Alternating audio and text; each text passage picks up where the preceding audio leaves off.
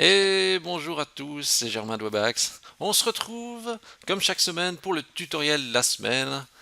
Et, euh, et aujourd'hui, qu'est-ce qu'on va voir ensemble? Eh bien, on va voir comment avoir un PrestaShop en règle avec les multiples lois d'Internet.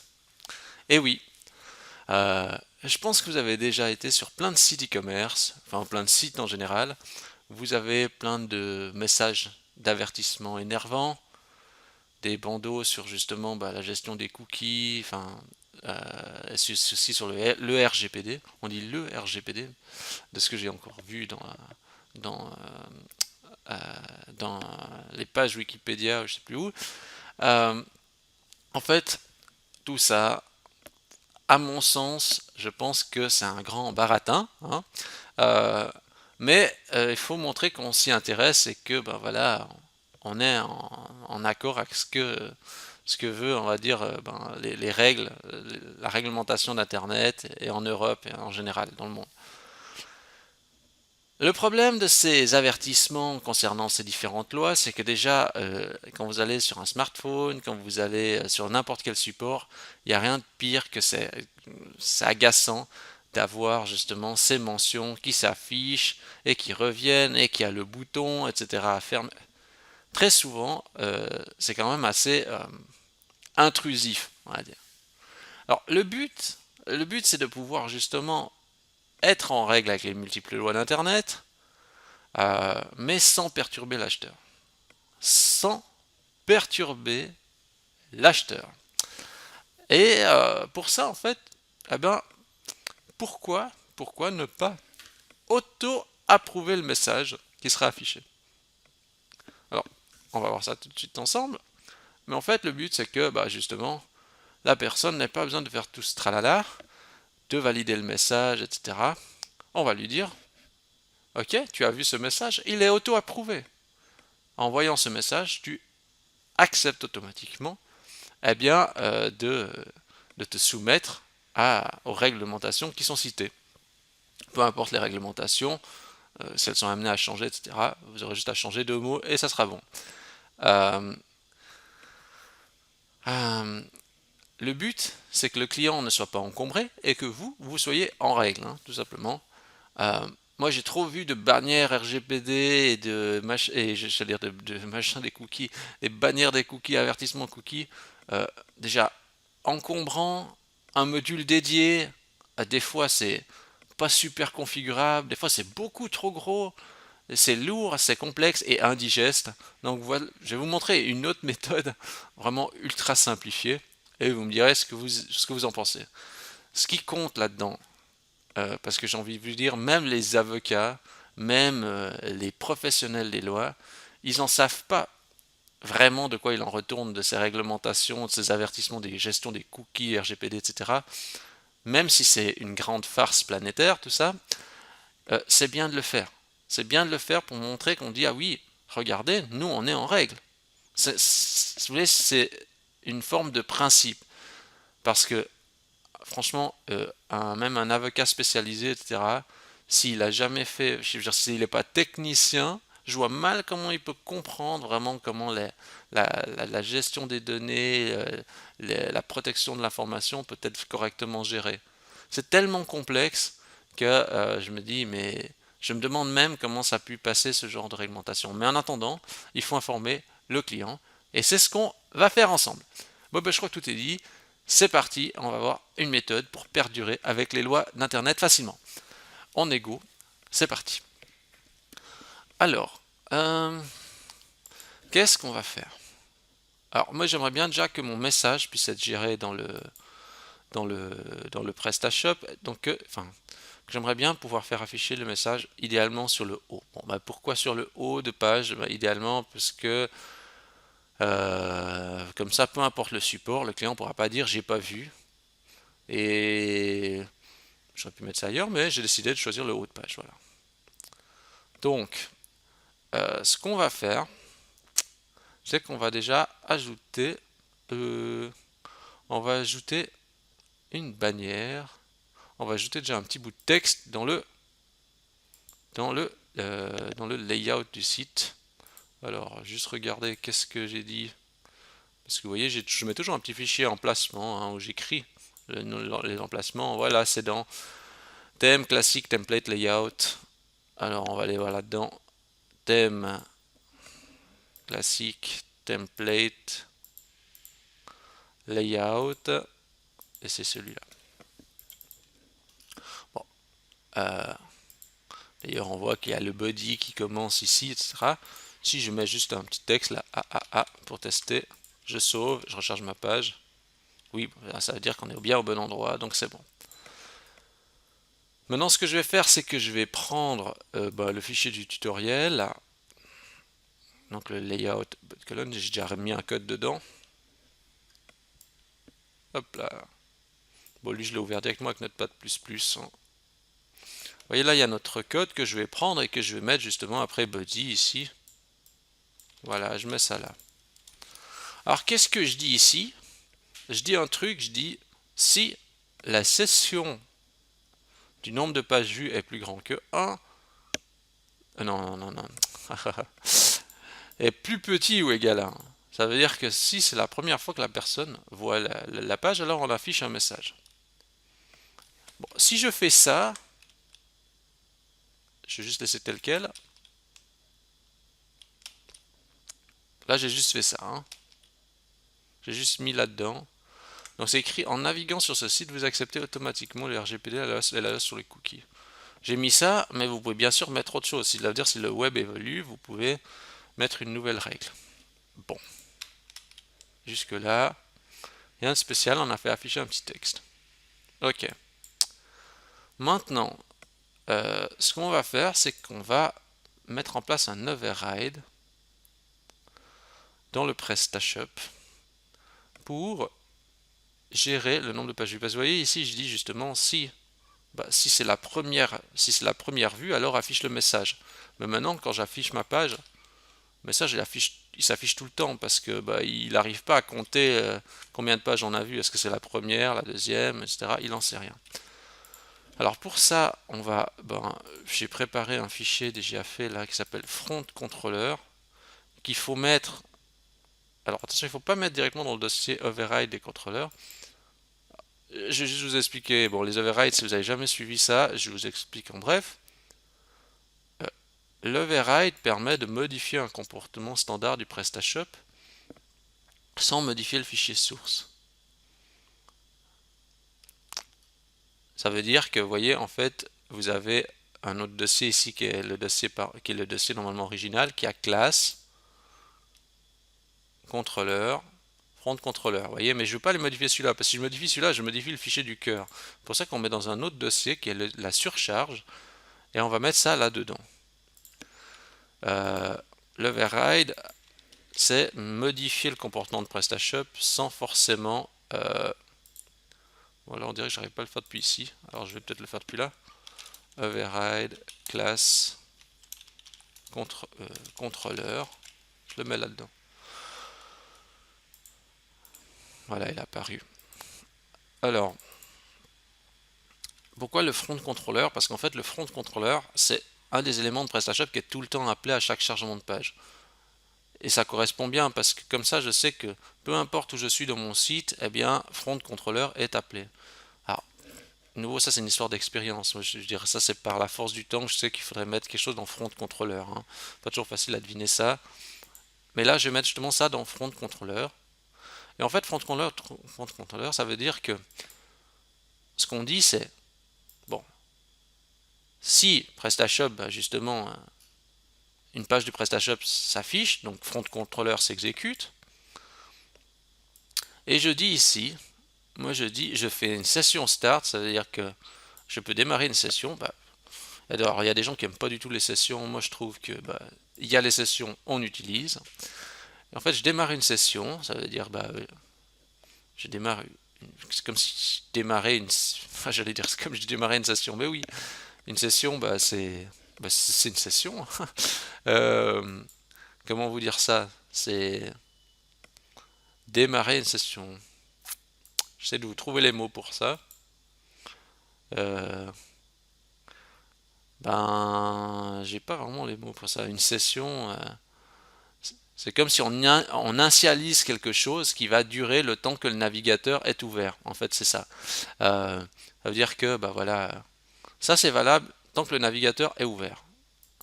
Donc ça veut dire que quand le navigateur se ferme, eh bien après la session est remise à 0. Et quand on rouvre le navigateur, la session est remise à 9. Donc comme le navigateur est ouvert, la session se met à 0, donc elle démarre, et on dit nombre de pages vues égale nombre de pages vues plus 1. Donc ça veut dire qu'à chaque affichage de page, eh bien je fais plus 1 et je stocke ça dans une variable de session. Quand je ferme le navigateur, la session, elle disparaît, elle est mise à nul. Et justement, ça c'est automatique. Hein. Quand on ferme le navigateur, la session revient à 0. Et quand on rouvre le navigateur, la session se réinitialise grâce à ça. Et après, je dis parent construct. Alors, je ne sais même pas exactement comment on dit ça en anglais. On doit te dire parent construct. Je ne sais pas. Alors, et après, je dis parent construct parce que, en fait, pourquoi je dis ça? C'est parce que je dis du coup, une fois que tu as fait ça, eh bien, tu exécutes le parent qui est ici, donc dans classe contrôleur, eh bien, tu fais ça, tu fais le comportement du parent, en fait. Comme ça m'évite, en fait, de redéfinir, si vous voulez, vous voyez, tout ce qu'il y a là, je redéfinis pas. Attendez, je vais juste regarder qu'est-ce que je vous dis. Oui, tout ce qui est ici, je redéfinis pas, puisque je dis parent construct, donc comme j'appelle parent construct qui est ici, il va exécuter ce code-là, voilà, après. Alors j'essaye de vous expliquer un peu comment c'est l'override, mais enfin, c'est pas toujours évident de vous transmettre la connaissance de ça. Euh, voilà, bon je fais ça. Bon maintenant pour que l'override se charge, il faut vider le cache, parce qu'on a mis un override, mais PrestaShop il sait pas forcément qu'il doit aller chercher l'information là-dedans. Alors on vide le cache pour que l'override soit pris en compte. Alors regardez bien que vous avez bien mis le fichier d'override dans le bon dossier. Pour mieux comprendre, ce qu'on va faire, c'est que dans notre fichier TPL, je vais afficher cette variable Smarty nombre des pages vues. Hein. Je vais l'afficher comme ça pour que vous voyez le comptage pour mieux comprendre. On met un peu de temps pour vider le cache. On attend. On attend patiemment. Voire même très patiemment. Bon, on va lui laisser faire. Je ne vais pas charger la page tout de suite parce que j'aimerais bien qu'il termine son travail. D'ailleurs, à ce sujet, au niveau des overrides, vous voyez qu'on peut déjà désactiver toutes les surcharges, ça veut dire désactiver les overrides. Vous voyez, justement, l'intérêt des overrides, c'est si tout à coup on dit ah, mais est-ce que PrestaShop en standard sans l'override, est-ce qu'il fonctionnait correctement? Vous désactivez les surcharges et vous testez. Si ça marche plus, ça veut dire que dans une surcharge, il y a un problème. C'est pour ça qu'on a cette option-là, par exemple. Voilà. Alors, je recharge ma page. Vous voyez que ici c'est écrit 1. Ça veut dire que la page vue, c'est page 1. Je recharge ma page. 3, 4. Vous voyez, le compteur monte. Le compteur monte, mais on ne voit plus la bannière. Je ferme le navigateur. Je rouvre le navigateur. On est de nouveau à 1. Charge.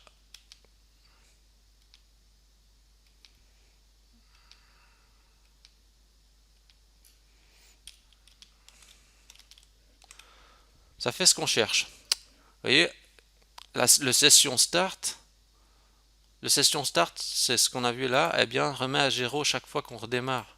Quand on ouvre le navigateur, ça remet tout à 0. C'est ça qui fait session start. C'est une session du navigateur, si vous voulez. Bon, ça fait ce qu'on veut. On est content. Du coup, je vais juste relaisser là ma page. Alors, du coup, maintenant, ce qu'on va faire, c'est qu'on va juste enlever notre compteur ici. Voilà. Et on va faire plusieurs choses. Je vous donne déjà une petite image du bouton close parce que ici en fait on fait afficher un petit message avec une petite image de fermeture, le bouton. Alors on met le bouton close, on le met en fait dans le dossier thème, classique, asset. Alors ici c'est un peu spécial, il n'y a pas le dossier IMG, il faut le créer, hein. Donc dans le thème classique asset, s'il n'y a pas le dossier IMG, vous pouvez le créer et coller votre bouton close là-dedans. Ça c'est une chose à faire. Ensuite, ce qu'on va faire, c'est qu'on va ajouter un petit peu de JavaScript. Vous voyez ici, j'ai créé un fichier custom.js. Alors, je, donc, je vais juste prendre ce qu'il y a dans le contenu custom.js et je vais le mettre. Là, il y a un fichier déjà dans PrestaShop pour ça, dans le dossier du thème. Alors, ça se retrouve dans. Je vais fermer un peu ce que j'ai ouvert. Dans thème classique asset JS custom.js. Je mets ça là. Alors, je dois vous dire une chose, c'est que d'abord, moi, j'avais mis le JavaScript ici, juste à la suite. Mais le problème, c'est que ça ne marchait pas, parce que la librairie jQuery, elle n'était pas encore initialisée à ce moment-là. C'est pour ça que tout ce qui est un peu JavaScript, il faut mettre vraiment dans le fichier custom, parce que le fichier custom CSS, il est appelé à la fin, lorsque tout est initialisé proprement. Et même en faisant ça, en disant, voilà, quand le document est prêt, elle exécute ça, ben, si on met ça là directement, ben, ça marche pas. Il faut mettre plutôt dans le fichier custom.js qui est exécuté tout à la fin du processus. Alors, qu'est-ce que ça fait là? Ben, en fait, dans le fichier JS, là, je dis juste, si je clique sur le bouton, eh bien, ferme la bannière. Vous allez comprendre la subtilité de la chose. Ce que je fais encore, c'est que j'ajoute quelques règles CSS pour que ce soit un petit peu plus joli. Donc, je vais là donc dans thème classique asset CSS custom.css et je vais ajouter des quelques règles que j'ai mis dans mon fichier custom.css. Voilà, je vais prendre ça et je vais mettre ça là-dedans. Voilà. Bon. Je vais recharger ma page. Alors, je vous conseille de appuyer sur la console, la touche F12 du clavier et de faire afficher l'onglet Network et de mettre Disable Cache, hein, pour bien que ça se recharge tout correctement. On ne voit rien, mais attention. Réfléchissez bien, on ne voit rien. Pourquoi? Parce qu'on n'est pas à la première initialisation du navigateur. On est déjà beaucoup plus loin. Donc c'est pour ça qu'on va le fermer. Je le rouvre. J'exécute ma page. Et voilà le résultat de l'intégration. En naviguant sur ce site, vous acceptez automatiquement le RGPD et la loi sur les cookies. Si je clique là-dessus,